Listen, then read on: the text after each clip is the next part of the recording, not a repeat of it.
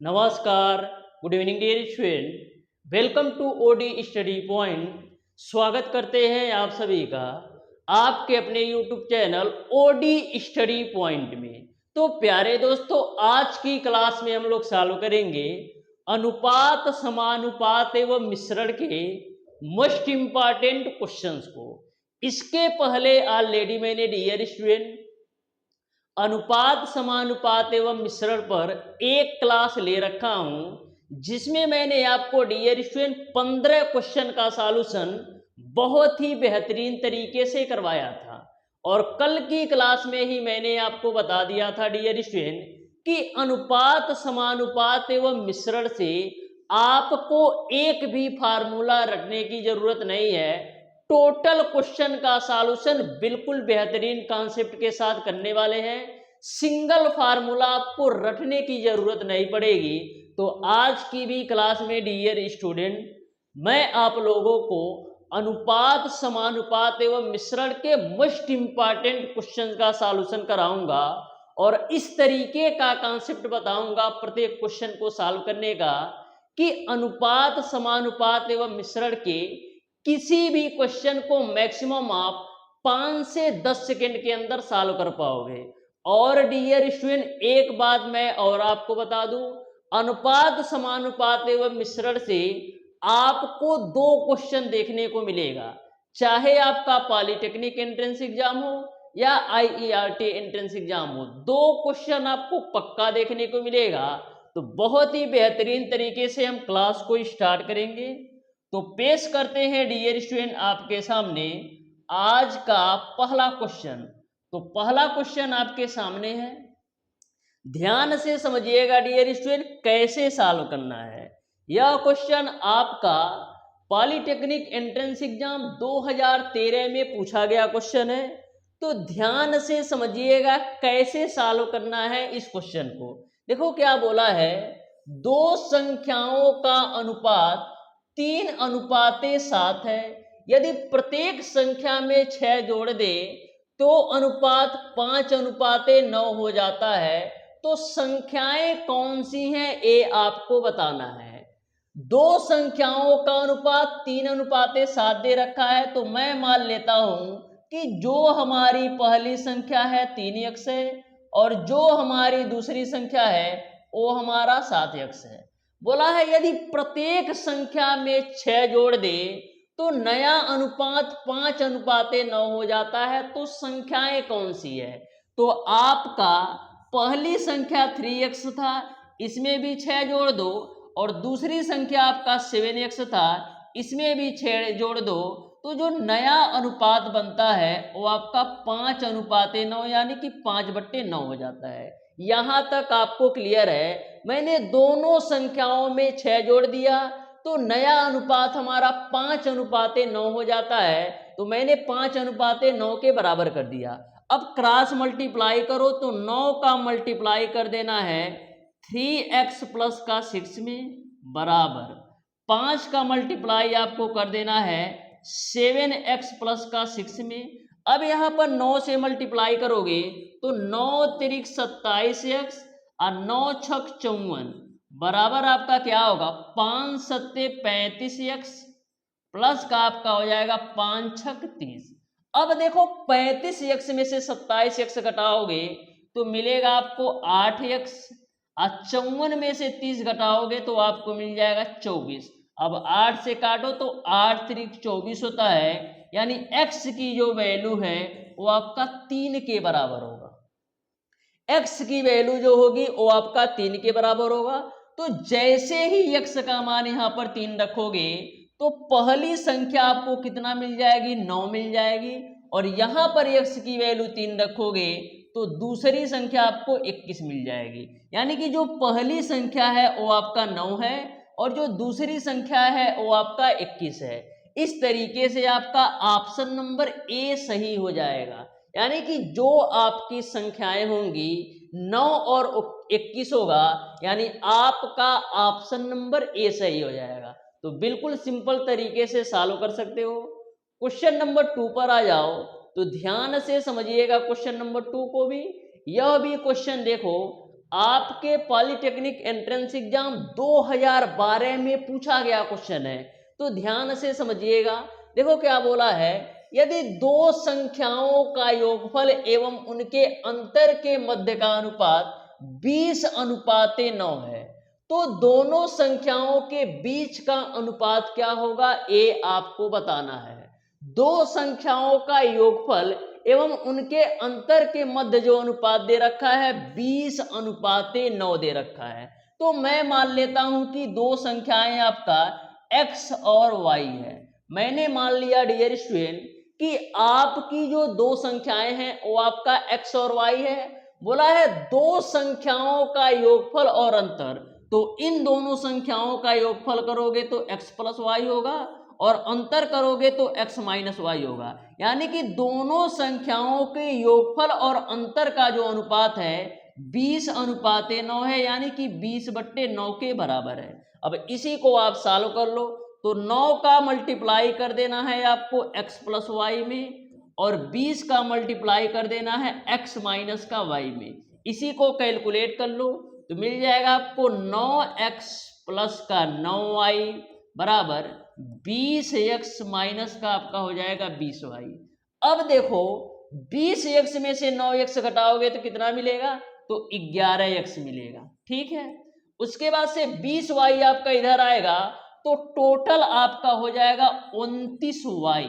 यानी यहां से यदि आप x अपान y की वैल्यू निकालोगे तो कितना आएगा, यहां से x अपान y की वैल्यू निकालोगे तो 29/11 मिल जाएगा। कितना मिल जाएगा, 29/11 मिल जाएगा। यानी दोनों संख्याओं में जो अनुपात होगा वो आपका 29:11 हो जाएगा। क्या हो जाएगा, 29:11 हो जाएगा।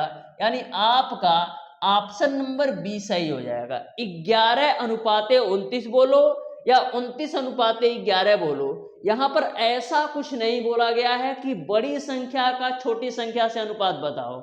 यदि बड़ी संख्या का छोटी संख्या से अनुपात पूछता जब आपका ऑप्शन बी नहीं होता, लेकिन आपको केवल दोनों संख्याओं के बीच अनुपात ज्ञात करना है, तो 29:11 बोलो या 11:29 बोलो, दोनों ही केस में आपके ऑप्शन सही होंगे। तो ऑप्शन नंबर बी सही हो जाएगा। क्वेश्चन नंबर 3 पर आ जाओ। देखो बोला है कि संख्या 16 और 4 का मध्य समानुपाती क्या होगा। तो बहुत सारे स्टूडेंट मध्य समानुपाती निकालने के लिए फार्मूला को रटते हैं, लेकिन फार्मूला रटने की बिल्कुल जरूरत नहीं है। ध्यान से समझिएगा। बोला है 16 और 4 का मध्य समानुपाती बताओ। तो हम करते क्या है, मैं मान लेता हूं कि जो हमारा मध्य समानुपाती है वो हमारा x है। मध्य समानुपाती का मतलब क्या होता है कि ऐसी संख्या जो बिल्कुल सेंटर में है, ऐसी संख्या जो बिल्कुल मध्य में है, तो हम क्या लिख लेते हैं, 16:x समानुपाते x अनुपाते 4। तो इस तरीके से मध्य समानुपाते आप निकाल सकते हो। कभी भी यदि आपको दो संख्याओं का मध्य समानुपाती निकालने के लिए बोलो तो आप मध्य समानुपाती x मान लेना, एक बार x को पहली संख्या के साथ ले लेना और एक बार x को दूसरी संख्या के साथ ले लेना, और ध्यान में रखना x को आपको बीचों बीच रखना है। उसी प्रकार से यदि आपसे तृतीय समानुपात की बात की जाए, जैसे आपको संख्या दे रखा है कि तुम बता दो 16 और 4 का तृतीय समानुपाती क्या होगा, तो मैं मान लेता हूं 16 और 4 का जो तृतीय समानुपाती होगा वो x होगा। तो इसको कैसे लिखोगे, 16:4 समानुपाते 4:x। तो दोनों बातें ध्यान में रखिएगा। यदि मध्य समानुपाती पूछेगा तो आपको बीच में दोनों जो मध्य समानुपाती मांगने हो उसको सेंटर में बिल्कुल रख देना है, यानी कि दोनों संख्याओं के बीचों बीच रख देना है। यदि आपको तृतीय समानुपाती निकालना हो तो आपको इस तरीके से निकालना होगा। यहां तक आपको क्लियर है। हमें मध्य समानुपाती निकालना है तो इसी को कैलकुलेट करो, तो 16:x को हम लिख सकते हैं 16/x बराबर x अनुपाते 4 को लिख सकते हैं x/4। क्रॉस मल्टीप्लाई करो तो x² बराबर 64 मिल जाएगा, यानी x बराबर आपको मिल जाएगा 8। यानी कि जो आपका मध्य समानुपाती होगा 8 हो जाएगा, यानी ऑप्शन नंबर सी सही हो जाएगा। ऑप्शन नंबर सी जो होगा ना बिल्कुल राइट आंसर होगा। और यहां से आप तृतीय समानुपाती निकाल सकते हैं। तो दोनों कॉन्सेप्ट आपको क्लियर हो गया होगा कि मध्य समानुपाती कैसे निकालते हैं और तृतीय समानुपाती कैसे निकालते हैं। क्वेश्चन नंबर 4 पर आ जाओ। तो देखो बिल्कुल सिंपल क्वेश्चन है, आप ध्यान से समझना। देखो क्वेश्चन को ना कभी भी आप पढ़ो तो बहुत ही सिंपल और आसान भाषा में ध्यान से पढ़ो। यदि एक बार अच्छी तरीके से क्वेश्चन पढ़ लिए ना तो ये मान के चलो कि 50% क्वेश्चन का पोर्शन ऐसे ही सॉल्व हो जाता है। देखो क्या बोला है, पुनीत और अप्पू के वर्तमान आयु का जो अनुपात है 2:3 है। 3 वर्ष बाद उनकी आयु का जो अनुपात है 3:4 होगा। तो पुनीत की वर्तमान आयु कितनी है ये आपको बताना है। पुनीत और अप्पू की वर्तमान आयु का अनुपात 2:3 है। तो मैं मान लेता हूं कि पुनीत की जो वर्तमान आयु है बाबू, जो पुनीत की वर्तमान आयु है वो आपका 2x है और अप्पू की जो वर्तमान आयु है वो आपका 3x है। क्योंकि क्वेश्चन में बोल रखा था पुनीत और अप्पू के वर्तमान आयु का अनुपात, तो मैंने मान लिया कि जो पुनीत की वर्तमान आयु है वो आपका 2x है और अप्पू की जो वर्तमान आयु है वो आपका 3x है। 3 वर्ष बाद उनकी आयु का अनुपात, तो हम करेंगे क्या, पुनीत में भी हम 3 वर्ष जोड़ देंगे और अप्पू में भी हम 3 वर्ष जोड़ देते हैं। तो जो नया अनुपात बनता है 3:4 हो जाता है। तो 2x प्लस का 3, यानी कि 3 वर्ष बाद पुनीत की आयु बट्टे 3 वर्ष बाद अप्पू की आयु, यानी कि 3x प्लस 3 बराबर आपका कितना हो जाता है 3/4 के। कैलकुलेट कर लो।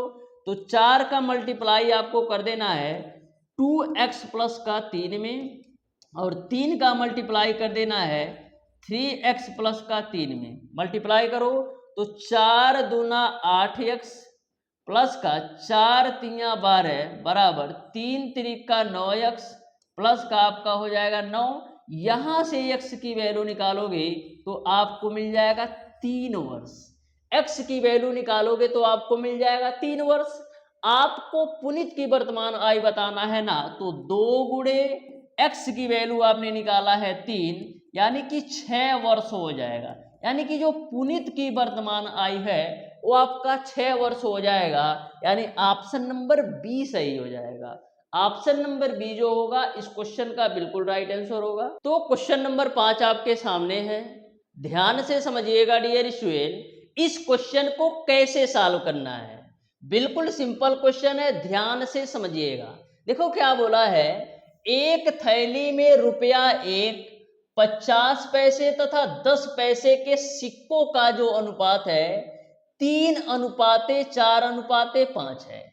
यदि इस थैली में कुल रुपया 116 हो तो 10 पैसे के सिक्कों की संख्या कितनी है ये आपको बताना है। एक आपकी कोई थैली है जिसमें 1 रुपये 50 पैसे और 10 पैसों के सिक्के से भरी है, जिसमें जो टोटल रुपया है ना वो आपका 116 रुपया है।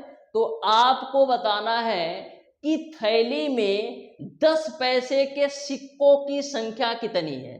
तो यहां पर इन्होंने दे रखा है 1 रुपया 50 पैसा और कितना दे रखा है 1 रुपया 50 पैसा और 10 पैसा। 1 रुपया 50 पैसा और 10 पैसे के जो सिक्कों का अनुपात है वो आपका 3:4:5 है। तो मैं मान लेता हूं सिक्कों का अनुपात 3x/4x/8x के बराबर है। ये आपका 5x नहीं है, ये आपका 8x है। ठीक है, तो बोला है थैली में यदि टोटल 116 रुपया है तो 10 पैसे के सिक्कों की संख्या बताओ। ठीक है, तो 1 रुपया में कितना पैसा होता है ये हमें बता दो। 1 रुपया में डियर स्टूडेंट आपका 100 पैसा होता है। 1 रुपया में डियर स्टूडेंट आपका 100 पैसा होता है और थैली में टोटल 116 रुपया है। तो यहां पर आपका हो जाएगा 3 गुणे 1 रुपया को हम 1 मानते हैं तो 3x हो जाएगा प्लस का।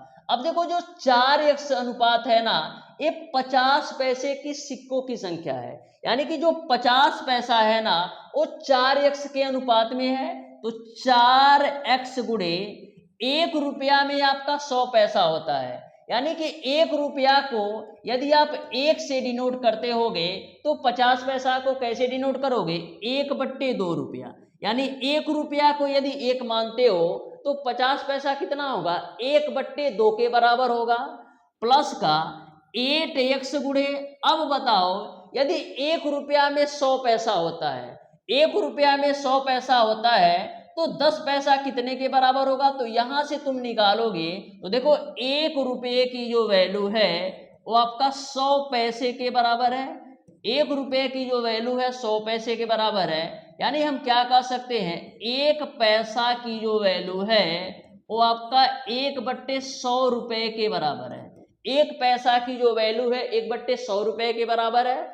आपको 10 पैसा को रुपया में बदलना है, तो यहां से यदि आप 10 पैसा की वैल्यू निकालोगे तो कितना आएगा, 10 पैसा की वैल्यू निकालोगे तो 1/10 रुपया आएगा। यानी 10 पैसा को रुपया में हम 1/10 के रूप में लिख सकते हैं। अब देखो 10 पैसे का जो अनुपात है वो आपका 8x है, और 10 पैसा जो है वो आपका 1/10 रुपया के बराबर है। मैंने क्या किया, सारी वैल्यू को रुपए में चेंज कर दिया, रुपया है तो रुपया है, 50 पैसे को भी रुपया में चेंज किया 1/2 के रूप में, और 10 पैसे को भी मैंने रुपया में चेंज कर दिया 1/10 के रूप में, और यह बराबर है आपका 116 रुपया की। ठीक है, यहां तक आपको क्लियर है। इसी को कैलकुलेट कर लेना है, तो 2 से काटो तो 2 दूना 4 हो जाएगा। यहां पर देखो 3x यहां से मिलेगा, 2x यहां से मिलेगा, तो टोटल आपको मिल जाएगा 5x प्लस का, यहां पर काट दो तो 2 चौक 8 और 2 पच्चे 10, तो मिल जाएगा आपको प्लस का 4x/5 बराबर आपका कितना हो जाएगा 116, बराबर आपका कितना हो जाएगा 116।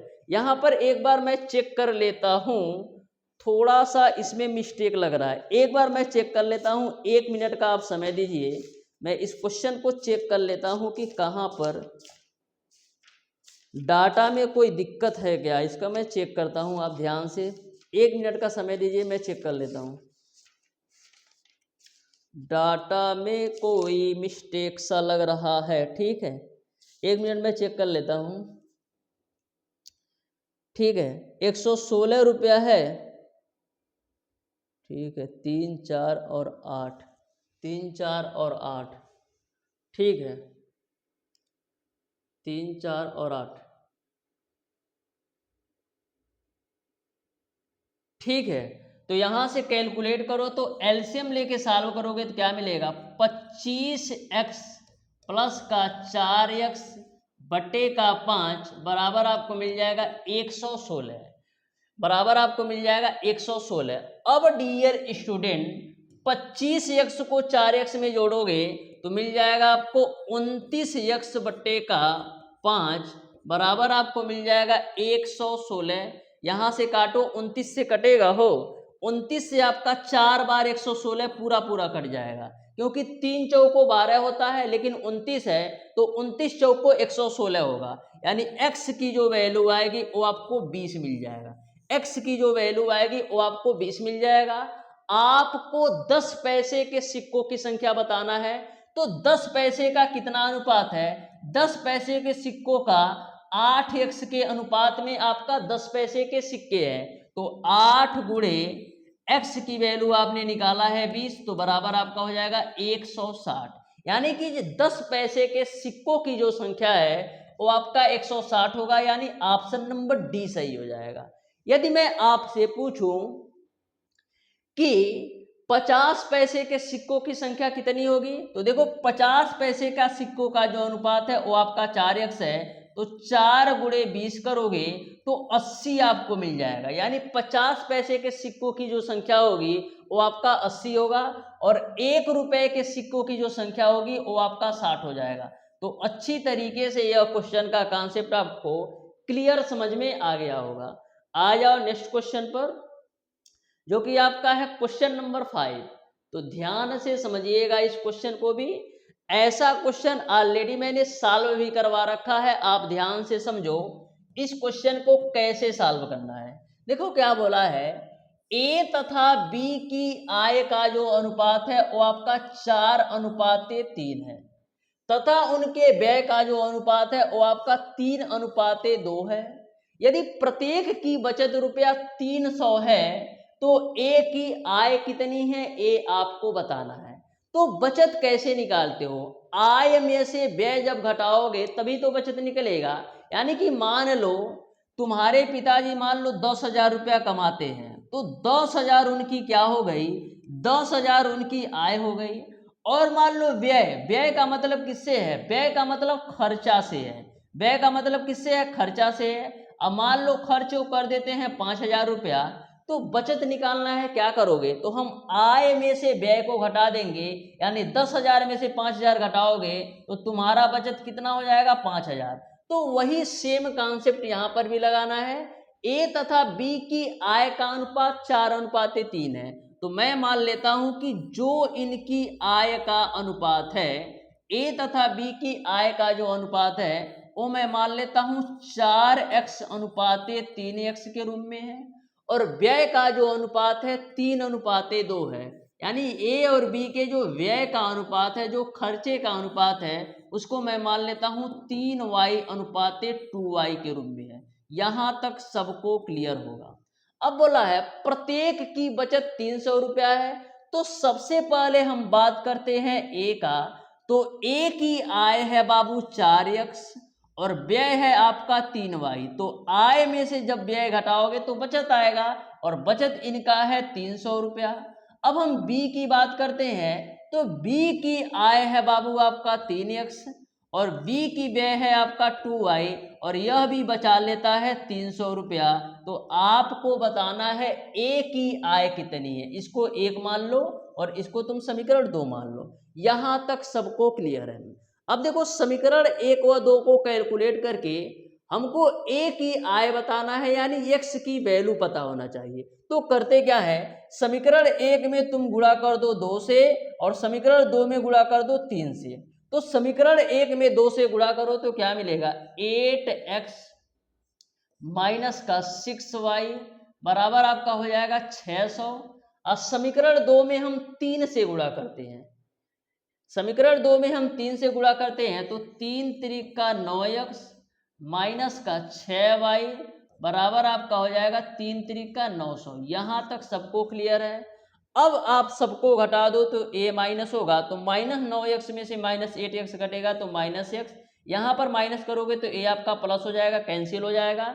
यहाँ पर माइनस करोगे तो -900 में से 600 घटाओगे तो माइनस का तुमको मिल जाएगा 300। माइनस से माइनस कैंसिल कर दो, यानी x की जो वैल्यू आएगी वो आपको मिल जाएगा 300 रुपया। x की जो वैल्यू आएगी वो आपको मिल जाएगा 300 रुपया। आपको a की आय बताना है, तो a की जो आय है वो आपका 4x के अनुपात में है। a की जो आय है वो आपका 4x के अनुपात में है, तो 4 गुणे x की वैल्यू आपने निकाला है 300, यानी आपको मिल जाएगा 1200 रुपया। यानी ए की जो आय होगी वो आपका 1200 रुपया हो जाएगा, यानी आपका ऑप्शन नंबर सी सही हो जाएगा। आ जाओ क्वेश्चन नंबर 7 पे, तो ध्यान से समझिएगा। क्वेश्चन नंबर 7 पे सेम कॉन्सेप्ट है क्वेश्चन नंबर 6 की तरह, same to same question number 6 की तरह इसको भी सॉल्व करना है।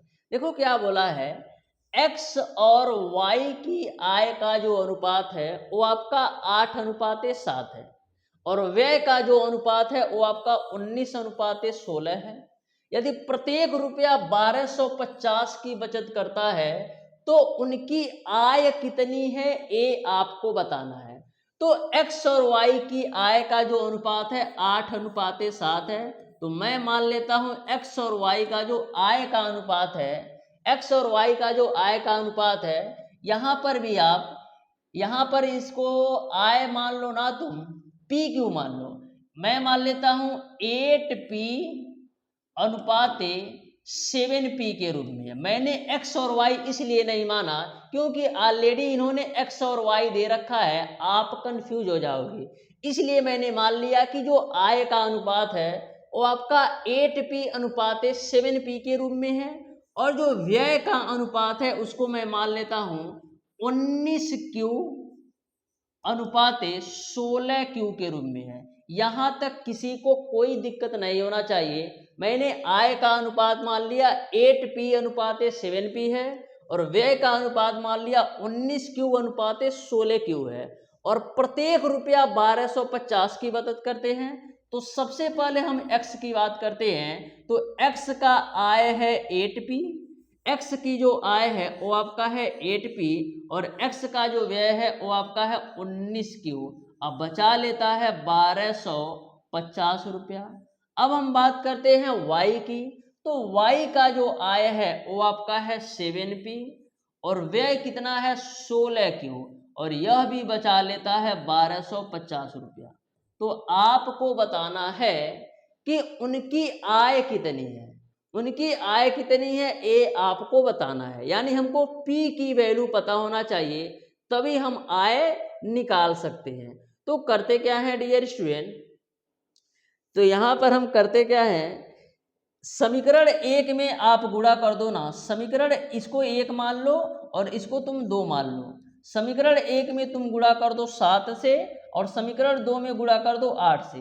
तो जैसे ही समीकरण एक में 7 से गुणा करोगे तो 7 56P माइनस का 19 सत्ते कितना होता है 19 पचे 95, 19 पचे 95, 19 छक्का 114 और 19 सत्ते कितना होता है 133, यानी 133Q बराबर आपका हो जाएगा 1250 गुणे 7 करो तो कितना आएगा, तो गुणा कर लेते हैं। 7 जीरा है 0, 7 बचे 35 को 5 हासिल बचेगा 3, 7 दूना 14, 3 17 को 7, 7 एकम 7 1 8 हो जाएगा।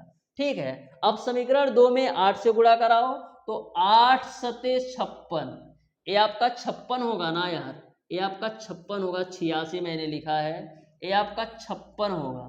यहाँ पर 8 सते 56P माइनस का 16 बटी कितना होता है 128Q बराबर, यहाँ पर 8 से मल्टीप्लाई कराओ 1250 में तो 8 जीरा है 0, 8 पचे 40 को 0, 8 दूना 16 4 20 को 0, 8 एकम 8 4 12, यानी कि ए आपका आ गया 12,000 के बराबर। ठीक है, अब हम करते क्या है डियर स्टूडेंट, इसको आप मान लो समीकरण 3 है और इसको तुम मान लो समीकरण 4 है। समीकरण 3 में से समीकरण 4 को घटा दो तो ए आपका माइनस हो जाएगा। ए यहाँ पर आपका माइनस करोगे तो ए वैल्यू प्लस हो जाएगी। ए आपका क्यू के साथ है और यहाँ पर भी आप माइनस कर दो। अब देखो माइनस 56P और प्लस का 56P कैंसिल हो जाएगा। माइनस का 133 में से 128 घटाओ तो माइनस का 133 में से 128 घटाओगे तो माइनस का आपको मिल जाएगा 5Q। अब 12,000 में से 8,750 घटाओ तो कितना मिलेगा, 12,000 में से 8,750 घटाओ तो यहां पर देखो यार एक बार चेक कर लेना। 8 जीरा है 0, 8 पचे 40 को 0, 8 दूना 16 4 20 को 0, फिर 8 एकम 8 2 10, ये आपका 10,000 होगा। ये आपका 10,000 होगा। तो 10,000 में से 8,750 घटाओगे तो कितना मिलेगा, 10,000 में से 8,750 घटाओगे तो ये आपको मिल जाएगा 1250 रुपया, वो भी माइनस में, क्योंकि माइनस वाली वैल्यू ज़्यादा है तो माइनस से माइनस आपका कैंसिल हो जाएगा। यानी आपको मिल जाएगा 5Q बराबर आपको मिलेगा, 5Q बराबर आपको मिल जाएगा 1250। तो इसी को कैलकुलेट कर लो, 5 से काटेंगे तो 5 दूना 10, 5 पचे 25 0, यानी Q की जो वैल्यू है वो आपका 250 रुपया है। Q की जो वैल्यू है वो आपका 250 रुपया है। अब Q का मान समीकरण 1 या 2 में रख करके P की वैल्यू निकाल सकते हो। तो यहां पर हम Q का मान 250 समीकरण 1 में रख देते हैं। Q का मान 250 समीकरण 1 में रख देते हैं। तो यहां पर Q का मान 250 समीकरण 1 में रखो तो है आपका 8P, है आपका 8P माइनस का 19Q, तो 19 गुणे Q की वैल्यू आपका है 250 बराबर आपका हो जाएगा 1250 के, इसी को आपको कैलकुलेट कर लेना है। तो यहाँ से आपको मिल जाएगा 8p माइनस का 0 हो जाएगा, 19 पचे 95 को 5, 19 दूना 38, 38 और 9 जोड़ोगे कितना होगा, 38 और 9 जोड़ोगे तो आपको मिल जाएगा 47, यानी कि 4750 बराबर आपका हो जाएगा 1250। तो यहाँ से 8p बराबर आपको क्या मिल जाएगा, ये वाली वैल्यू राइट साइड में जाएगी तो प्लस हो जाएगी। तो 4750 और 1250 जोड़ दो कितना होगा, 0, 5 5 10 को 0, 7 2 9 1 10 को 0, 5 1 6 1 7, यानी 7000 के बराबर आएगा। 7000 के 4 1 5, 7000 के बराबर आएगा यार। 4750 में 1250 जोड़ो, एक बार देख लेते हैं। 4750 में 1250 जोड़ो तो कितना आएगा, 0, 5 5 10 को 0, 7 2 9 1 10 को 0, 4 1 5 1 6, 6000 के बराबर आएगा। 6000 के बराबर आ जाएगा। तो यहाँ से हम काट देते हैं 8 से, तो यहाँ पर आपका हो जाएगा 8 सत्ते 56, 8 सत्ते 56, 4 0, 8 पचे 40, यानी P की जो वैल्यू है वो आपका 750 रुपया है। P की जो वैल्यू है वो आपका 750 रुपया है। आपको आय निकालना है, तो जैसे ही P की वैल्यू आप 750 रखोगे तो x की आय कितनी आ जाएगी, x की आय आ जाएगी आपका 8 गुणे 750, और जैसे ही P की वैल्यू यहाँ पर रखोगे 750 तो y की जो वैल्यू आ जाएगी वो आपको मिल जाएगी 7 गुणे 750, 7 गुणे 750 कैलकुलेट कर लो। तो यहाँ पर देखो 8 जीरा है 0, 8 पचे 40 को 0, 8 सत्ते 56 और 4 कितना हो जाएगा 60, यानी x की जो आय है वो आपका 6000 होगी, और y की जो आय होगी ना इसी से 750 रुपया कम होगा, यानी कि 5250 रुपया होगा। यानी y की जो आय होगी वो आपका 5250 रुपया होगा, और जो x की आय होगी वो आपका 6000 होगा। यानी ऑप्शन नंबर ए सही हो जाएगा। थोड़ा सा क्वेश्चन कैलकुलेटिव है लेकिन ठीक है, सिंपल है, ठीक है। आ जाओ नेक्स्ट क्वेश्चन पर, जो कि आपका है क्वेश्चन नंबर 8। तो ध्यान से समझिएगा क्वेश्चन नंबर 8 को भी। ये भी क्वेश्चन आपका बिल्कुल सिंपल और आसान है, ध्यान से समझिएगा। देखो क्या बोला है, रुपया 117 को PQR में, रुपया 117 को PQR में 1/2 और 1/3 और 1/4 के अनुपात में बांटने की अपेक्षा त्रुटिवश 2:3:4 के अनुपात में बांटने पर किसको लाभ सबसे ज्यादा होगा, ये आपको बताना है। किसको लाभ होगा ये आपको बताना है। तो क्या बोला है, 117 रुपए को हम PQR में 1/2, 1/3 और 1/4 के अनुपात में बांटने की अपेक्षा हम इस अनुपात में बांटते हैं। यानी एक्चुअल में जो हमको बांटना था इस अनुपात में बांटना था, लेकिन गलती से हम इस अनुपात में बांट देते हैं, तो किसको लाभ होगा ये आपको बताना है।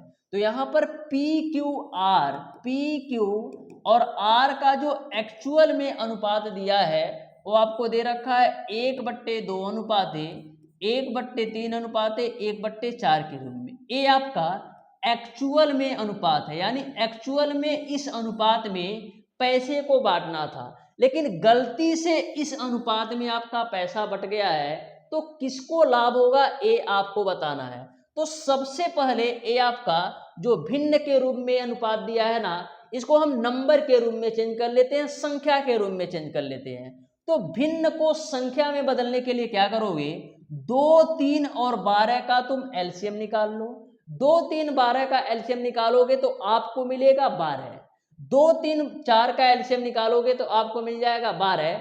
अब 12 का गुणा तुम यहां पर भी करा दो, 12 का गुणा यहां पर भी करा दो, और 12 का गुणा यहां पर भी करा दो। तो जैसे ही 12 का गुणा 1/2 में कराओगे तो यहां से मिलेगा 6, और जैसे ही 12 का गुणा 1/3 में कराओगे तो यहां से मिलेगा 4, और जैसे ही 12 का गुणा 1/4 में कराओगे तो यहां से मिल जाएगा 3। यहां तक आपको क्लियर है कि PQR का जो एक्चुअल में अनुपात है वो आपका 6:4:3 है। मैंने कुछ नहीं किया, एलसीएम से तीनों संख्याओं में गुणा कर दिया, तो हमको 6:4:3 मिल गया।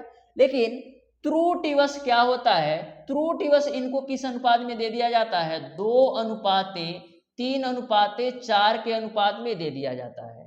तो यहां पर सबसे पहले डियर स्टूडेंट 6:4:3 में बांटना था, लेकिन गलती से हम 2:3:4 के अनुपात में बांट देते हैं। यानी हम क्या कह सकते हैं, 2:3:4:4 2:3:4 कितने अनुपात के बराबर होगा, तो 4 3 7 2 9, यानी 9 अनुपात की जो वैल्यू है, 9 अनुपात की जो वैल्यू है वो आपका किसके बराबर है, 9 अनुपात की वैल्यू आपका 117 के बराबर है। तो 9 से काटोगे तो आपका 13 बार में कट जाएगा, यानी 1 अनुपात की जो वैल्यू है वो आपने 13 निकाल लिया। 1 अनुपात की जो वैल्यू है वो आपने 13 निकाल लिया, यानी इसको मिल जाएगा गलती से 1 अनुपात की वैल्यू 13 है तो इसको मिल जाएगा 26 रुपया। और यहाँ पर कितना मिल जाएगा, 1 अनुपात की वैल्यू 13 है तो इसको मिल जाएगा 13 तिया 39 रुपया, और इसको मिल जाएगा 52 रुपया। यह गलती से इनको यह पैसा वितरित हो गया है। ठीक है, अब हम एक्चुअल में देख लेते हैं कि किसको कितना कितना मिलना चाहिए था। तो एक्चुअल में जो अनुपात है वो आपका 6:4:3 के रूप में है, यानी 6 4 10 3 13, यानी 13 अनुपात की वैल्यू यहाँ पर भी आपका 117 होगा। तो 13 9 117, यानी 1 अनुपात की वैल्यू आपका 9 हो जाएगा। तो यहाँ से निकालो कितना कितना किसको मिलेगा, तो 1 अनुपात की वैल्यू 9 है तो 6 अनुपात की वैल्यू कितना होगा, 9 6 54 हो जाएगा। और यहाँ पर 4 अनुपात की वैल्यू कितनी हो जाएगी, 36 हो जाएगी। और यहाँ पर 3 अनुपात की वैल्यू कितनी हो जाएगी, 1 अनुपात की वैल्यू 9 तो 3 अनुपात की वैल्यू आपका 27 हो जाएगा। अब बताओ किसको लाभ हुआ, अब बताओ किसको लाभ हुआ। तो देखो P को 54 रुपया मिलना चाहिए था लेकिन मिल रहा है 26 रुपया, यानी P का तो घाटा हुआ है। Q को मिलना चाहिए था 36 रुपया लेकिन मिल रहा है 39 रुपया, यानी इसका फायदा हो रहा है। Q को मिलना चाहिए था 36 रुपया लेकिन मिल रहा है 39 रुपया। और यहाँ पर देखो R को मिलना चाहिए था 27 रुपया लेकिन मिल जा रहा है कितना, 52 रुपया। किसका किसका लाभ हुआ, Q और R का लाभ हुआ। किसका किसका, Q और R का लाभ हुआ, यानी ऑप्शन नंबर डी सही हो जाएगा। Q और R का लाभ हुआ। एक्चुअल में मिलना चाहिए था 54 36 और 27 रुपया लेकिन गलती से मिल जा रहा है 26 39 52 रुपया, यानी कि जो लाभ में जा रहे हैं वो आपका एक Q जा रहा है और दूसरा आपका R जा रहा है, यानी कि 36 के जगह पर 39 रुपया Q को मिल जा रहा है और 27 के जगह पर 52 रुपया मिल जा रहा है R को, यानी आपका ऑप्शन नंबर डी सही होगा। क्वेश्चन नंबर 9 पर आ जाओ, ध्यान से समझिएगा इस क्वेश्चन को। देखो क्वेश्चन नंबर 9 क्या दे रखा है, बोला है डियर स्टूडेंट कि दो संख्याओं का जो अनुपात है वो आपका 3:2 और 8:3 है। प्रत्येक में 15 जोड़ने पर यह अनुपात 5:3 और 5:2 हो जाता है। तो इनमें से बड़ी संख्या क्या है, ए आपको बताना है। ठीक है, तो दो संख्याओं का अनुपात 3/2 और 8/3 के रूप में दे रखा है। तो मैं मान लेता हूं कि जो हमारी पहली संख्या है वो आपका 3/2x है और जो दूसरी संख्या है ये हमारा 8/3x है। ठीक है, प्रत्येक में 15 जोड़ने पर यह अनुपात इतने के अनुपात में हो जाता है। तो प्रत्येक में 15 जोड़ देते हैं तो 3/2x प्लस का तुम कर दो 15, और जो दूसरी वैल्यू है वो आपका 8/3x है, प्लस का इसमें 15 कर दोगे तो नया जो अनुपात निकल कर आता है वो आपका मिलता है 5/3 अनुपाते 5/2 के रूप में। यहां तक सबको क्लियर है। अब देखो यह 5 से यह 5 आपका कैंसिल होगा और यहां पर तुम क्या करोगे, एलसीएम लेके सॉल्व कर दो। तो ऊपर वाली वैल्यू का आप एलसीएम निकालोगे तो 2 मिलेगा और मिल जाएगा आपको 3x प्लस का 30 के रूप में। और नीचे वाली वैल्यू को तुम एलसीएम लेके सॉल्व करो तो नीचे वाली वैल्यू का एलसीएम आएगा 3 और ऊपर आपको मिल जाएगा 8x प्लस का 45 के रूप में। यहां तक सबको क्लियर है, बराबर। A2 आपका ऊपर जाएगा तो 2 हो जाएगा और नीचे में 3 है तो 3 ही रहेगा। यहां तक क्लियर है। अब डियर स्टूडेंट आगे आप ध्यान से देखिएगा कैसे सॉल्व करना है इस क्वेश्चन को। तो यह जो आपका 3 है ना ऊपर जाएगा, तो यह जो आपका 3 ऊपर जाएगा तो 3 आप 3x प्लस का 30 हो जाएगा, और जो आपका 2 है ना इसके साथ चला आएगा, यानी आपको मिल जाएगा बट्टे का 2, और है आपका 8x प्लस का 45 बराबर आपका हो जाएगा बाबू, राइट साइड में आपका 2/3 है तो 2/3 रख दो। अब क्रॉस मल्टीप्लाई करो तो 3 का गुणा 3 में करोगे तो 9, अब ब्रैकेट में आपका 3x प्लस का 30 है, 2 का गुणा 2 में कर दो तो मिलेगा आपको 4, अब ब्रैकेट में आपका 8x प्लस का 45 है। इसी को कैलकुलेट कर लो, इसी को आप कैलकुलेट कर लो तो आपका बिल्कुल राइट आंसर होगा। तो 9 से गुणा करेंगे तो 9 तिरिक 27x प्लस का 9 का गुणा 30 में करोगे तो 270 मिलेगा, बराबर 4 का गुणा 8 में करोगे तो 32x मिलेगा, प्लस का 4 का गुणा 45 में करोगे तो 180 मिलेगा। 32 में से 27 जाएगा तो आपको मिलेगा 5x, बराबर 270 में से 180 घटाओगे तो 90 मिल जाएगा, तो 5 से काटो तो 18 बार में कटेगा, यानी x की जो वैल्यू है वो आपका 18 मिल गई। x की जो वैल्यू है वो आपका 18 मिल गई। अब x का मान यहाँ पर रख दो तो आपको दोनों संख्याओं की वैल्यू मिल जाएगी। x का मान यहाँ पर रखोगे 18 तो क्या मिलेगा, तो देखो 3/2 है और x की वैल्यू 18 रख दो, यहाँ पर भी x की वैल्यू रख दो तो 8/3 है, गुणे आप रख दो 18, तो यहाँ पर आप 2 से काटोगे तो 2 9 18, यानी पहली संख्या आपको मिल जाएगी 27, और यहाँ पर आप 3 से काटोगे तो 3 छक 18, तो 6 8 कितना हो जाएगा 48। अब बताओ दोनों में बड़ी संख्या क्या है, एक आपका 27 है, दूसरा आपका 48 है, यानी बड़ी संख्या आपका 48 हो जाएगा, यानी ऑप्शन नंबर सी सही हो जाएगा। ऑप्शन नंबर सी जो होगा बिल्कुल राइट आंसर होगा। क्वेश्चन नंबर 10 पर आ जाओ। संख्या 3 व 9 का तृतीय समानुपाती क्या होगा, ये आपको बताना है। तो तृतीय समानुपाती कैसे निकालते हैं ये मैंने आपको बताया है आज की ही क्लास में। दो संख्याएं हैं आपका 3 और 9 के रूप में, तृतीय समानुपाती निकालना है ना तो इसको आप लिख दो 3:9 समानुपाते 9, और मैं मान लेता हूं कि जो हमारा तृतीय समानुपाती है वो हमारा x है। तो कभी भी यदि आपको दो संख्याएं देकर के तृतीय समानुपाते निकालने के लिए बोले ना तो सबसे पहले दो संख्याओं का अनुपात लिख लो, और जो आपका अंतिम वाली संख्या है ना उसका आप तृतीय समानुपात के साथ अनुपात दिखा दो। तो यहां से आपको क्या मिल जाएगा, 3/9 बराबर 9 बट्टे का आपको x मिल जाएगा।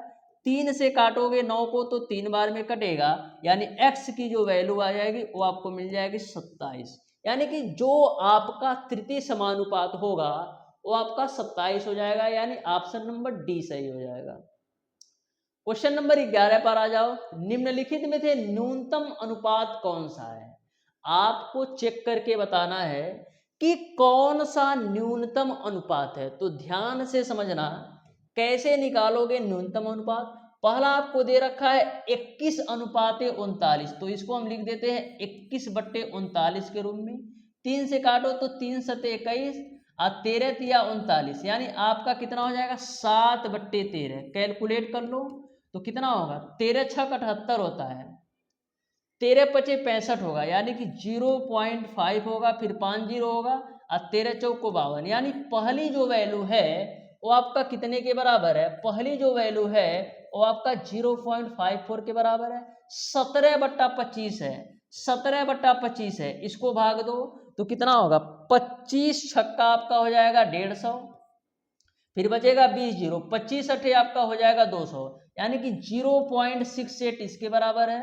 ये 7/15 है तो इसको हम लिख देते हैं 7/15 के रूप में। काटो तो 15 5 75, 15 चौको 60 आता है, यानी कि 15 चौको 60, 10 0 बचेगा, 15 छक्का 90, यानी कि 0.46 के बराबर है, 0.46 के बराबर है। आपको न्यूनतम अनुपात बताना है ना तो इसको भी हम चेक कर लेते हैं 15/23 को। 15/23 को भी आप देख लो तो देखो ये आपका 150 है मान लो, तो आपका हो जाएगा 23 छक्का तो सबसे छोटा अनुपात आपका यही होगा, आपको ज़्यादा सोचने की ज़रूरत नहीं है, सबसे छोटा अनुपात यही होगा। ठीक है, तो सबसे छोटा जो अनुपात होगा ना, वो आपका ऑप्शन नंबर सी सही हो जाएगा, क्योंकि इसको कैलकुलेट करोगे ना तो 0.6 समथिंग के बराबर आएगा, यानी आपका ऑप्शन नंबर सी सही हो जाएगा। सबसे छोटा जो अनुपात होगा 7/15 होगा। ठीक है, 7/15 होगा। क्वेश्चन नंबर 12 पर आ जाओ। वह कौन सी भिन्न है जिसका 1/27 के साथ वही अनुपात है जो 3/11 तथा 5/9 का अनुपात है। यानी आपको ऐसी भिन्न बताना है जिस भिन्न का 1/27 के साथ वही अनुपात है जितना कि आपका 3/11 का 5/9 के साथ है। तो मैं मान लेता हूं वह हमारा जो भिन्न है, वह जो हमारा भिन्न है वो आपका x/y है। मैंने मान लिया कि हमारा भिन्न x/y का अनुपात जो 1/27 के साथ है वही अनुपात हमारा 3/11 का 5/9 के साथ है। तो मैंने मान लिया कि हमारा x/y का जो अनुपात 1/27 के साथ है वही अनुपात हमारा 3/11 का 5/9 के साथ है। तो यहाँ पर आपको क्या मिल जाएगा, इसको हम लिख सकते हैं x/y बट्टे का आपका हो जाएगा 1/27 बराबर, इसको क्या लिख सकते हो, हम लिख सकते हैं 3/11 बट्टे का 5/9 के रूप में। तो यहाँ से आपका क्या हो जाएगा, 27 आपका ऊपर चला जाएगा तो मिल जाएगा आपको 27x। ये आपका एक y के साथ जाएगा तो बट्टे का y बराबर, ये आपका 9 ऊपर चला जाएगा तो 9 तिरिक 27 और नीचे में आ जाएगा 11×5 = 55। तो यहाँ से 27 से 27 को काट दो तो यहाँ से x/y की वैल्यू कितनी मिल जाएगी, x/y की वैल्यू मिल जाएगी 1/55 के रूप में। x/y की जो वैल्यू मिलेगी 1/55 के रूप में, यानी ऑप्शन नंबर डी सही हो जाएगा। यानी 1/55 का 1/27 के साथ जो अनुपात होगा वही अनुपात आपका 3/11 का 5/9 के साथ होगा। आ जाओ क्वेश्चन नंबर 13 पर। तो ध्यान से समझिएगा क्वेश्चन नंबर 13 को, बहुत ही बेहतरीन क्वेश्चन है। ऐसा क्वेश्चन ऑलरेडी मैंने पार्ट 1 में करवा रखा है। तो जो भी स्टूडेंट अनुपात समानुपात एवं मिश्रण का पार्ट 1 वाला वीडियो देखे होंगे ना, वो इस क्वेश्चन को बिल्कुल सिंपली सॉल्व कर सकते हैं। बोला है ₹8400 को ABCD में इस प्रकार बांटा गया है कि A तथा B के, B तथा C के तथा C तथा D के भागों के जो अनुपात है 2:3, 4:5 और 6:7 है। तो इनमें से A का भाग कितना है, A आपको बताना है। तो कभी भी यदि आपको इस टाइप का क्वेश्चन पूछा जाए ना तो आपको बिल्कुल परेशान होने की जरूरत नहीं है, बिल्कुल सिंपल तरीके से सॉल्व कर सकते हो।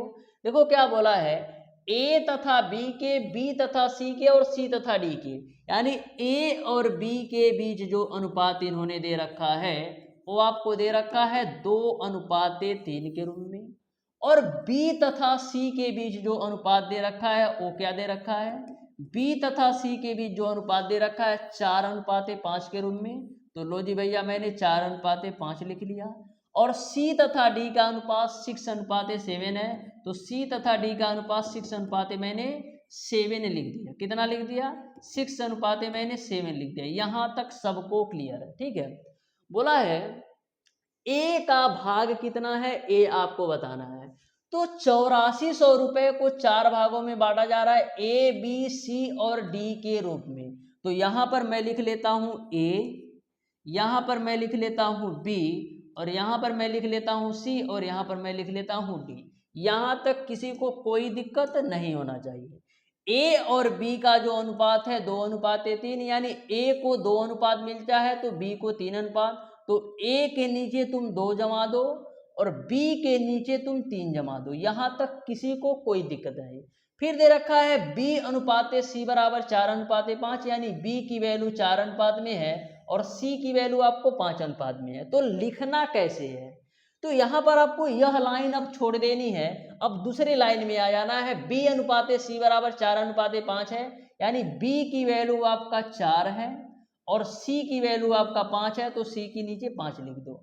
अब इस लाइन को भी आपको छोड़ देना है। सी अनुपाते डी बराबर 6 अनुपाते 7 है, यानी सी की वैल्यू 6 है और डी की वैल्यू 7 है, तो सी के नीचे तुम 6 लिख दो और डी के नीचे तुम 7 लिख दो। यहां तक सबको क्लियर है, ठीक है। अब देखो 3 के आगे का एरिया खाली है, 3 के आगे का एरिया खाली है तो कौन कवर करेगा? 3 ही कवर करेगा, क्योंकि आगे की जमीन इसकी ही मानी जाएगी। अब देखो 5 के आगे का एरिया खाली है तो यहाँ पर आपका 5 हो जाएगा। यहाँ पर 4 के आगे का एरिया खाली है तो 4 ही कवर कर लेगा। यहाँ पर 6 के आगे का एरिया खाली है तो 6 कवर कर लेगा, 6 कवर कर लेगा। यहाँ तक आपको क्लियर है। जिसके आगे का जमीन था उसने कवर कर लिया। जैसे 3 के आगे का जमीन खाली था तो 3 ने कवर कर लिया, 5 के आगे का जमीन खाली था तो 5 ने कवर कर लिया, 4 के आगे का खाली था तो 4 ने, और 6 के आगे का खाली था तो 6 ने। अब डियर स्टूडेंट यहां पर देखो 2 गुणे 4 गुणे 6 करो कितना आएगा? तो 2 चौक 8 छक 48, यानी आपका ए की जो वैल्यू है वो आपका 48 के बराबर आ गया, 48 अनुपात की। अब देखो 3 चौक 12 और 12 छक कितना होता है? 72, यानी कि बी का जो अनुपात है वो आपने निकाल लिया 72 के बराबर। अब देखो 3 पचे 15 छक्का 90, यानी कि सी का जो अनुपात है वो आपका 90 हो जाएगा। सी का जो अनुपात है वो आपका 90 हो जाएगा। अब देखो 3 पचे 15 सत्ते कितना होता है? 105, यानी डी का जो अनुपात है वो आपने निकाल लिया 105। यहां तक सबको क्लियर है कि ए का जो अनुपात है 48 है, बी का अनुपात आपका 72 है, सी का अनुपात 90 है और डी का अनुपात 105 है। तो अनुपात में जो वैल्यू दी गई है, ए का अनुपात 48, बी का मान 72, सी का मान 90 और डी का मान 105, इन अनुपातों का जो योग है ना वो आपका 8400 के बराबर है। इन अनुपातों का जो योग है ना वो आपका 8400 के बराबर है। तो हम जोड़ लेते हैं। तो ए का जो अनुपात है वो आपका 48 है, बी का जो अनुपात है वो आपका 72 है, और जो सी का अनुपात है वो आपका 90 है, और जो डी का अनुपात है वो आपका 105 है। अब इन चारों के जो अनुपातों का योग है वो आपका 8400 के बराबर है, तो मैंने कर दिया बराबर में आपका 8400 रुपया। यहां तक सबको क्लियर है। अब देखो 48 अनुपात और 72 अनुपात कितना होगा? सबको जोड़ लो यार। तो यहाँ पर 48 और 72 कितना होगा? 8 2 10 को 0 और 7 4 11 1 12, यानी 120 होगा। और 90 में 105 जोड़ोगे तो 195 यहाँ से मिलेगा। तो 5 9 2 11 को 1 1 1 2 1 3, यानी आपको कितना मिल जाएगा? आपको मिल जाएगा 315 अनुपात। 315 अनुपात की जो वैल्यू है वो आपका 8400 के बराबर है।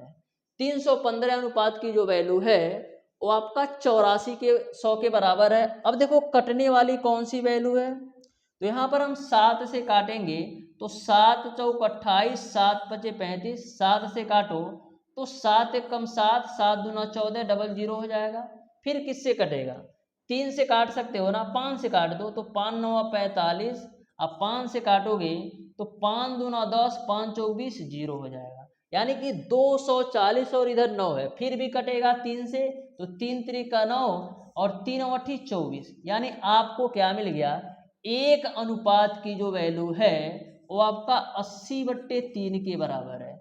एक अनुपात की जो वैल्यू है वो आपका 80/3 के बराबर है। एक अनुपात की जो वैल्यू है 80/3 के बराबर है। आपको ए का अनुपात बताना है कि ए को कितना पैसा मिलेगा। तो ए को 48 अनुपात के बराबर पैसा मिल रहा है, ए को 48 अनुपात के बराबर पैसा मिल रहा है, तो एक अनुपात की वैल्यू कितना है?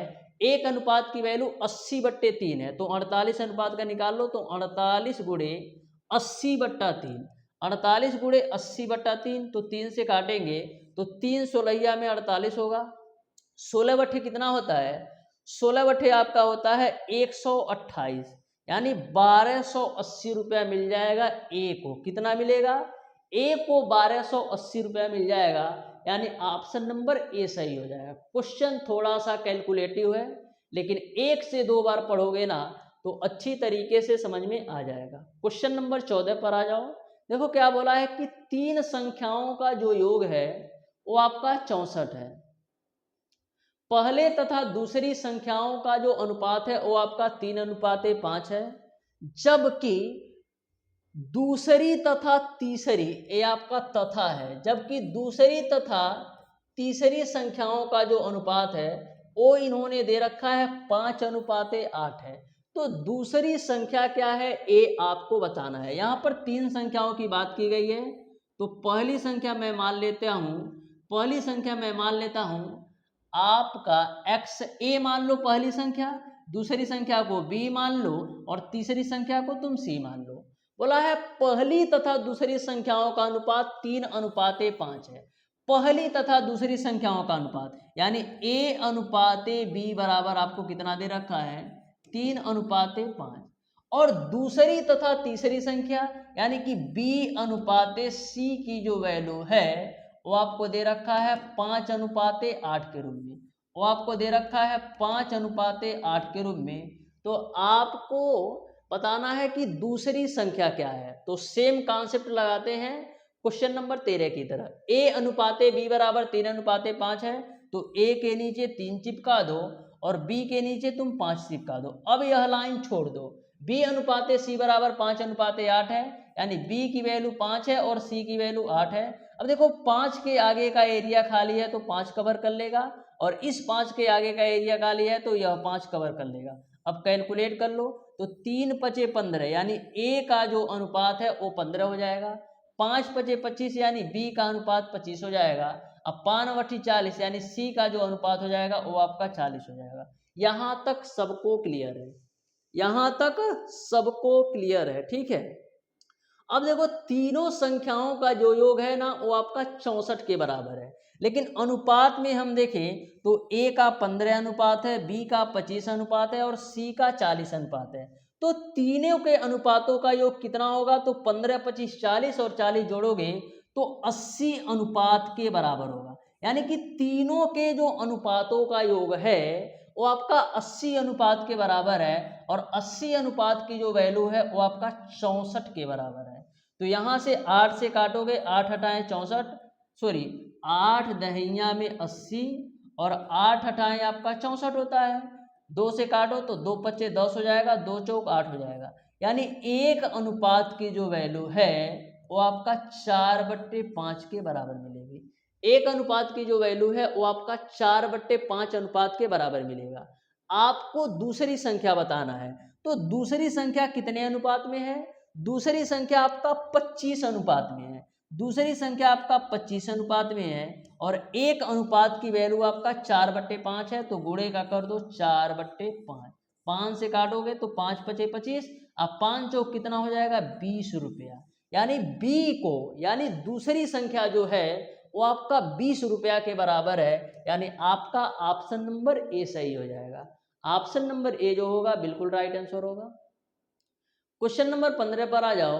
बोला है दो संख्याओं का समांतर माध्य का इन संख्याओं में से एक संख्या के साथ अनुपात आपका 3:5 है।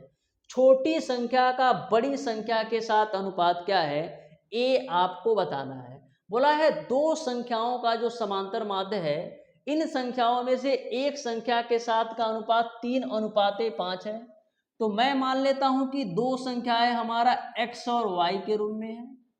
बोला है इन दोनों संख्याओं का समांतर माध्य, तो इन दोनों संख्याओं का समांतर माध्य क्या होगा, संख्याओं का योग बटे संख्याओं की संख्या।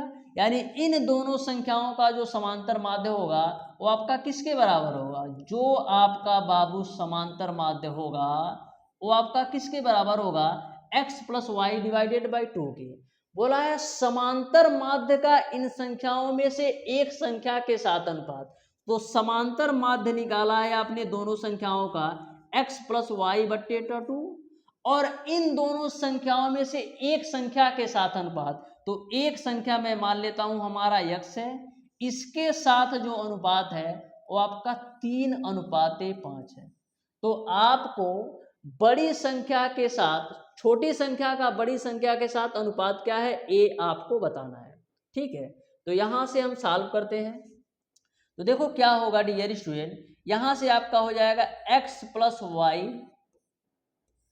बट्टे का 2, x प्लस वाई बट्टे का 2 अनुपात में x है तो बट्टे का x आ जाएगा, बराबर में आपका हो जाएगा 3/5। यहाँ तक किसी को कोई डाउट नहीं होना चाहिए। x आपका 2 के साथ चला जाएगा, तो जैसे ही x आपका 2 के साथ जाएगा तो आपको मिल जाएगा x प्लस वाई, और नीचे में आपका x 2 के साथ जाएगा तो नीचे में आपका 2x हो जाएगा, बराबर आपका हो जाएगा 3/5। कैलकुलेट करो तो 5x प्लस का 5y बराबर आपको कितना मिल जाएगा 6x। अब 6x में से 5x घटाओगे तो x मिलेगा, तो x बराबर आपको मिल जाएगा 5y, यानी x बट्टे वाई की जो वैल्यू निकालोगे तो मिल जाएगा x बट्टे वाई की वैल्यू निकालोगे कितना मिल जाएगा 5/1। x बट्टे वाई की वैल्यू निकालोगे तो 5/1 मिलेगा। आपको छोटी संख्या का बड़ी संख्या के साथ अनुपात बताना है, तो इसमें से छोटी संख्या क्या है 1 है, और बड़ी संख्या क्या है वो आपका 5 है। तो छोटी संख्या 1 और बड़ी संख्या 5, यानी छोटी संख्या और बड़ी संख्या के बीच जो अनुपात होगा वो आपका 1:5 होगा, यानी ऑप्शन नंबर डी सही हो जाएगा। ऑप्शन नंबर डी आपका बिल्कुल राइट आंसर होगा। क्वेश्चन नंबर 16 पर आ जाओ, ध्यान से और आराम से समझिएगा इस क्वेश्चन को। देखो क्या बोला है क्वेश्चन नंबर 16 में, बोला है 14, 17, 34 और 42 प्रत्येक में से छोटी कौन सी संख्या घटाई जाएगी, इस प्रकार प्राप्त संख्याएं समानुपाती हों। 14, 17, 34 और 42 प्रत्येक में से कौन सी छोटी संख्या घटाई जाए कि जो आपका प्राप्त संख्याएं हैं वो आपका समानुपाती हो जाए। तो मैं मान लेता हूं कि इन सभी संख्याओं में से यदि मैं x को घटा दूं तो ये चारों संख्याएं समानुपाती हो जाएंगी। तो आपको देखो क्वेश्चन को कैसे लिखेंगे, 14:17 समानुपाते, इसको समानुपाते पढ़ते हैं, ठीक है। समानुपाते 34:42 है। बोला है इन चारों संख्याओं में से कौन सी छोटी संख्या घटा दोगे कि ये आपस में समानुपाती हो जाएंगी। तो मैं मान लेता हूं x घटाने पर हो जाएगा, तो 14 माइनस का x बटे का 17 माइनस का x बराबर आपका हो जाएगा 34 माइनस का x बटे का आपका हो जाएगा 42 माइनस का x।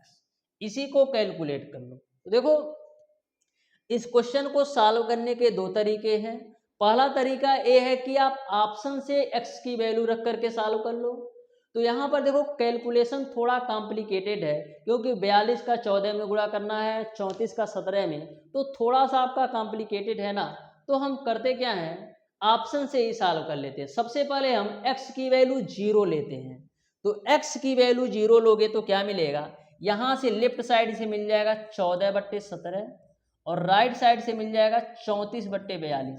तो क्या आपका दोनों अनुपात बराबर है, नहीं बराबर है, यानी आपका ऑप्शन नंबर ए नहीं होगा। अब एक रख करके देख लो, तो जैसे ही x का मान 1 रखोगे तो यहाँ से आपको मिल जाएगा 13। जैसे ही x का मान 1 रखोगे तो यहाँ पर मिल जाएगा 13 बट्टे, यहाँ पर x का मान 1 रखोगे तो 16 बराबर, यहाँ पर x का मान 1 रखोगे तो 34 में से 1 जाएगा 33, और नीचे में x का मान 1 रखोगे तो 42 में से 1 जाएगा 41, यानी यह भी कॉम्बिनेशन नहीं बैठ रहा है तो ये भी नहीं होगा। अब यहाँ पर आप 2 रख दो, x की वैल्यू 2 रखोगे तो 14 में से 2 जाएगा 12 मिलेगा, और यहाँ पर 17 में से 2 जाएगा तो 15 मिलेगा, बराबर 34 में से 2 जाएगा तो 16 मिलेगा, 34 में से 2 जाएगा तो 32 मिलेगा, और यहाँ पर 42 में से 2 घटाओगे तो आपको मिलेगा 40। कोई कॉम्बिनेशन बैठ रहा है हो तो देख लेते हैं।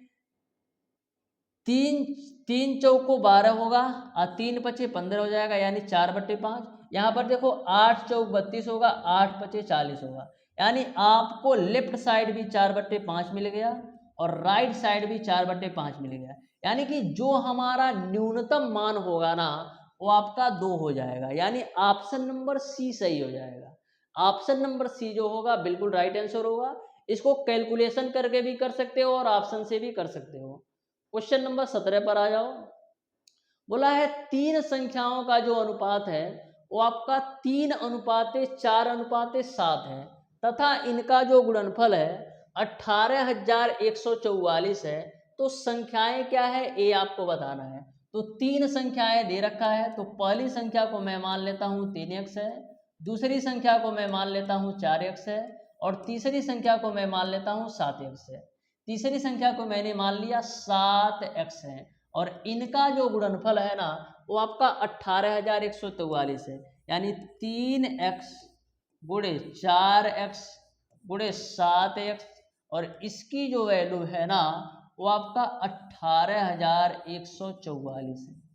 अब काटो, सबसे पहले हम 3 से ही काट देते हैं। तो देखो 3 छक्का 18 होगा, 1 कटेगा नहीं, 0 उतरेगा, 3 चौक 12 होगा, 3 छक 24 होगा, 3 बटी 24 होगा। देखो गलती मत करो नहीं तो फिर मिस्टेक हो जाएगा, ठीक है। अब देखो हम 4 से काटते हैं। तो देखो 4 एकम 4 होगा, 4 पचे 20 होगा, 4 एकम 4, 4 दूना 8 होगा।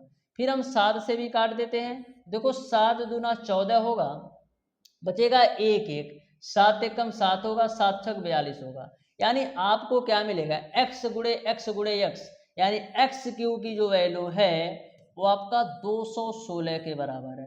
तो यहाँ से x की जो वैल्यू मिलेगी वो आपका 6 के बराबर मिल जाएगी। x की जो वैल्यू मिलेगी वो आपका 6 के बराबर मिल जाएगी। तो संख्याएं ज्ञात करना है। तो x का मान 6 यहाँ पर रखोगे तो पहली संख्या 18, x का मान 6 यहाँ पर रखोगे तो दूसरी संख्या 24 और x का मान 6 यहाँ पर रखोगे तो 7 छक्के कितना होता है, 42 हो जाता है। यानी आपका 18, 24 और 42 संख्याएं होंगी, यानी आपका ऑप्शन नंबर सी सही हो जाएगा। ऑप्शन नंबर सी जो होगा बिल्कुल राइट आंसर होगा। आ जाओ क्वेश्चन नंबर 18 पर। ये आज की क्लास का लास्ट क्वेश्चन होगा। 2 से 3 क्वेश्चन और होंगे जिसको मैं सॉल्व करवा दूंगा नेक्स्ट क्लास में, यानी कल की ही क्लास में करवा दूंगा।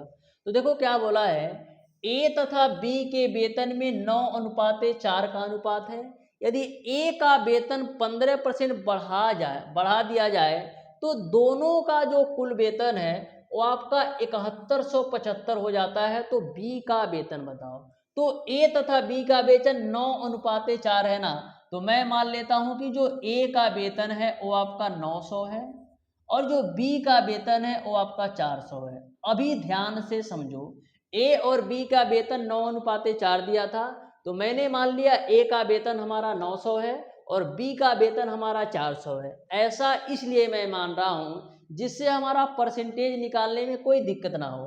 बोला है ए का वेतन 15% बढ़ाया जाए, तो ए का वेतन है 900 रुपया, 900 का तुम 1500 बढ़ाकर देख लो कितना हो जाएगा।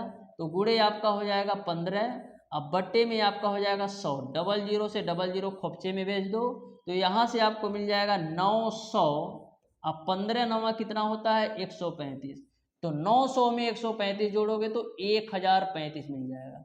यानी 15% बढ़ाने पर ए का जो वेतन है वो आपका 1035 हो जाएगा और बी का वेतन आपका 400 है। तो यहाँ से आपका 1035 प्लस का 400, इसकी जो वैल्यू है वो आपका 7175 रुपया के बराबर है। इसको चाहे अनुपात में भी मान सकते हो कि ए का अनुपात आपका 1035 है और बी का अनुपात 400 है। तो यहाँ से दोनों के अनुपातों का जो योग है वो आपका 7175 है। तो यहाँ पर 1035 में से 400 जोड़ोगे तो मिल जाएगा आपको 1435।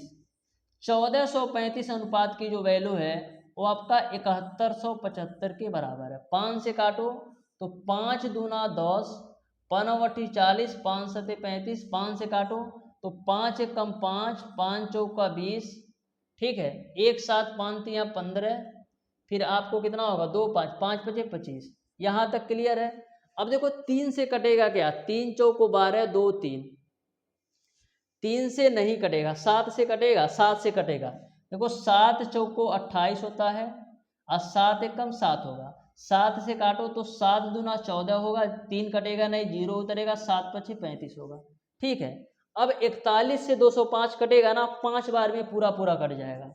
यानी एक अनुपात की जो वैल्यू है वो आपने निकाल लिया 5 रुपया के बराबर है। एक अनुपात की जो वैल्यू है वो आपका 5 रुपया के बराबर है। तो बी का वेतन बताना है, तो बी का वेतन कितने अनुपात में है, 400 अनुपात में है। तो 400 गुणे एक अनुपात की वैल्यू 5, तो इसको मिल जाएगा 2000 रुपया।